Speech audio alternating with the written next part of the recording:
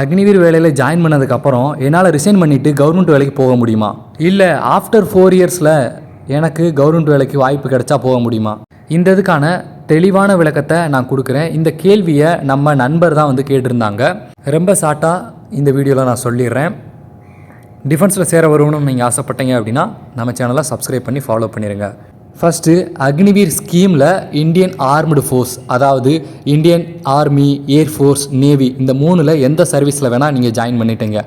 அந்த 4 இயர்ஸில் நம்மளுக்கும் இந்தியன் ஆர்ம்டு ஃபோர்ஸஸ், அதாவது கவர்மெண்ட்டுக்கும் என்ன தொடர்பு இருக்கும் அப்படின்னா, இந்த 4 இயர்ஸு இந்த சோல்ஜர் வந்து சர்வீஸ் பார்க்கணுன்றதுக்கான அக்ரிமெண்ட்டில் சைன் வாங்கியிருப்பாங்க.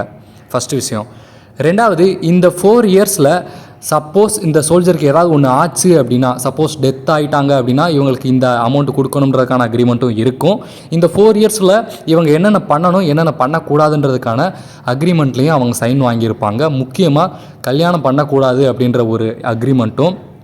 ஆஃப்டர் 4 இயர்ஸ்க்கு அப்புறம் இவங்களை ரிலீஸ் பண்ணிவிட்டு சப்போஸ் மெரிட் லிஸ்ட்டில் இவங்க குவாலிஃபை ஆனாங்க அப்படின்னா திரும்ப இந்த சோல்ஜரை கூப்பிடணுன்றதுக்கான அக்ரிமெண்ட்லேயும் சைன் வாங்கியிருப்பாங்க. இந்த ஆஃப்டர் 4 இயர்ஸு நம்ம வரணும் வர வேணாம் அப்படின்றத நம்மளோட சாய்ஸ் தான். நமக்கு விருப்பம் இருந்தால் நம்ம வரலாம், இல்லை அப்படின்னா நம்ம தாராளமாக ரிசைன் பண்ணிக்கிறலாம். பட் சர்வீஸ்க்குள்ளே நான் ஜாயின் பண்ணதுக்கப்புறம் என்னால் ரிசைன் பண்ண முடியுமா?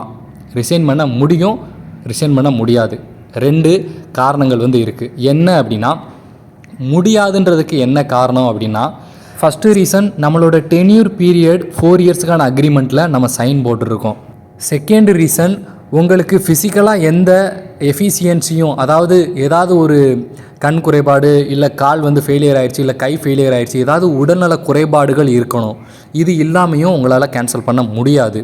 இப்போ முடியுன்றதுக்கு என்னென்ன காரணங்கள் இருக்குது அப்படின்றத நான் சொல்கிறேன். ஃபஸ்ட்டு விஷயம், உங்களோட அக்னிவீர் ஸ்கீமில் ஜாயின் பண்ண 6 மாத பேசிக் ட்ரைனிங்கில் ஸ்டார்டிங்லேயே நீங்கள் ரொம்ப கேர்ஃபுல்லாக அந்த 1 மந்தில் இல்லை 2 மந்தில் உங்கள் பேரண்ட்ஸ் வந்து கேட்குறாங்க, என்னோடய பையனை வந்து விட்டுருங்க அப்படின்ற ஒரு மாதிரியும், இல்லை உங்களுக்கும் பர்சனலாக எனக்கு இதில் விருப்பம் இல்லை அப்படின்னு நீங்கள் நினச்சிங்க அப்படின்னா தாராளமாக உங்களால் அந்த ஸ்கீமை விட்டு வெளியில் போக முடியும். சப்போஸ் நான் வந்து பேசிக் ட்ரைனிங் முடிச்சிட்டேன் ப்ரோ, இதுக்கடுத்து என்னால் போக முடியுமா அப்படின்னா போக முடியும். அதுக்கு கவர்மெண்ட் ஸ்கீமில் சில வரைமுறைகள் வந்து இருக்குது. என்ன அப்படின்னா, ஒரு சோல்ஜர் வந்து சிப்பாய் போஸ்டிங்கில் ஆர்மியில், சோல்ஜர் அதாவது செயிலர் போஸ்டிங்கில் நேவியில், இல்லை அப்படின்னா ஏர்ஃபோர்ஸில் ஏதோ ஒரு ஜூனியர் மோஸ்ட் போஸ்டிங்கில் இருக்கிறாங்க அப்படின்னா அவங்களுக்கு ஆஃபீஸர் என்ட்ரிக்கான வாய்ப்பும் இருக்குது. அதாவது 23 வயசுக்குள்ளே நம்ம வந்து ஆஃபீஸர் எக்ஸாமு, எப்படி என்டிஏ, சிடிஎஸ், சிடபிள்யூ இந்த மாதிரி ஆஃபீஸர் என்ட்ரிக்கான ஸ்கீம்லையும் நம்மளால் பார்ட்டிசிபேட் பண்ண முடியும். சப்போஸ் நீங்கள் அதில் குவாலிஃபை ஆகிட்டீங்கன்ற பட்சத்தில் நீங்கள் ஆஃபீஸராக வந்து டைரெக்டாக ஜாயின் பண்ணிடுவீங்க. இல்லை ப்ரோ, என்னால் ஆஃபீஸர் என்ட்ரிக்கும் எனக்கு விருப்பம் இல்லை, சப்போஸ் நான் வந்து வெளியில் தான் வேலை போக ஆசைப்பட்றேன், நான் வந்து நேவியை ரிசைன் பண்ண ஆசைப்பட்றேன், இல்லை ஆர்மியை ரிசைன் பண்ண ஆசைப்பட்றேன், இல்லை ஏர்ஃபோர்ஸை ரிசைன் பண்ண ஆசைப்பட்றேன் அப்படின்னு நீங்கள் நினச்சிங்க அப்படின்னா உங்களோட ப்ரிப்பரேஷன் எப்படி இருக்கணும்? நீங்கள் ஆர்மியில் இருக்கிறப்பே உங்கள் செல்ஃப் ஸ்டடிக்காக ப்ரிப்பேர் பண்ண ஆரம்பிச்சிருக்கணும், ஏர்ஃபோர்ஸுக்கு ப்ரிப்பேர் பண்ண ஆரம்பிச்சிருக்கணும், இல்லை நேவியில் ஒர்க் பண்ணுறீங்கன்னா அதில் வெளியில் சர்வீஸுக்காக நீங்கள் ப்ரிப்பேர் பண்ண ஆரம்பிச்சிருக்கணும். இந்த விஷயத்தை நீங்கள் ஹை லெவலில் பண்ணணும். ஏன் அப்படின்னா, இந்தியன் ஆர்ம்டு ஃபோர்ஸஸில் குரூப் ஏ இல்லை குரூப் பி இந்த 2 வேலையில் நீங்கள் குவாலிஃபை ஆகுறீங்கன்ற பட்சத்தில் நீங்கள் தாராளமாக டிஃபென்ஸை ரிசைன் பண்ணிவிட்டு போக முடியும்.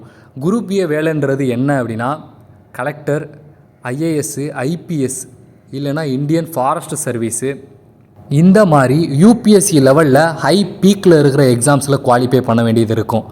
இதில் ப்ரிஃபரன்ஸ் இருக்கா அப்படின்னு கேட்டிங்கன்னா ப்ரிஃபரன்ஸ் கண்டிப்பாக இருக்குது.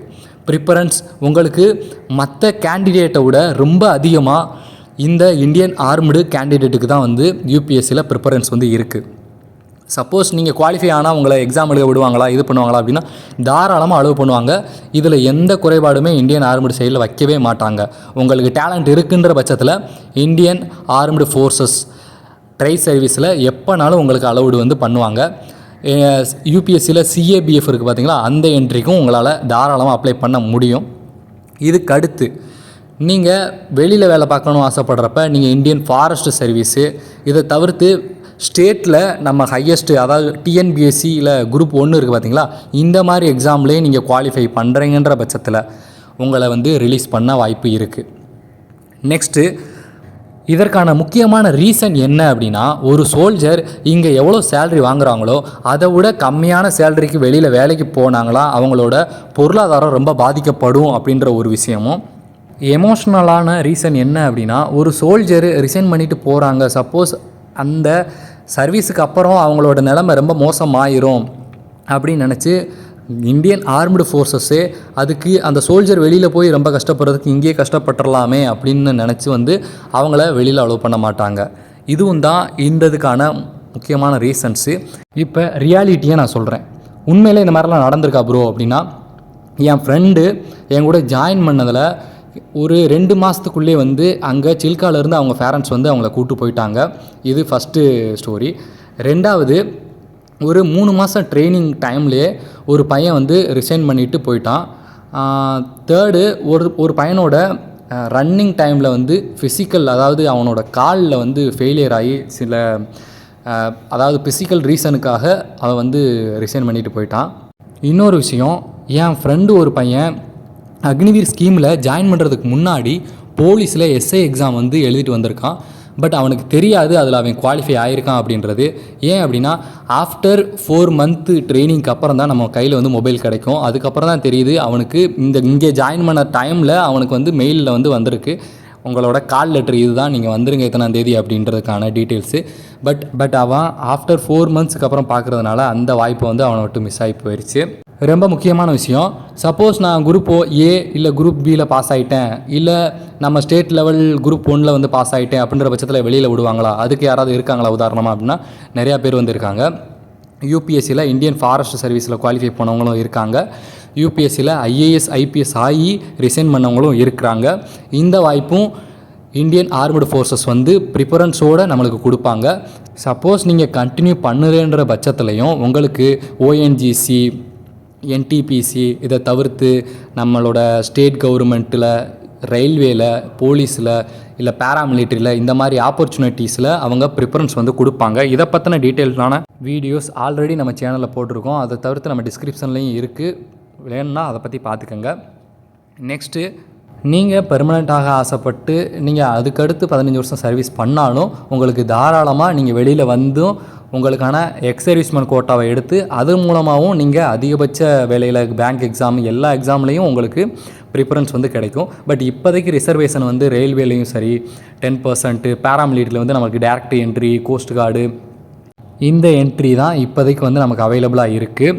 அவ்வளோதான் நண்பா, நீங்கள் கிளியராக இருப்பீங்கன்னு நான் நம்புகிறேன்.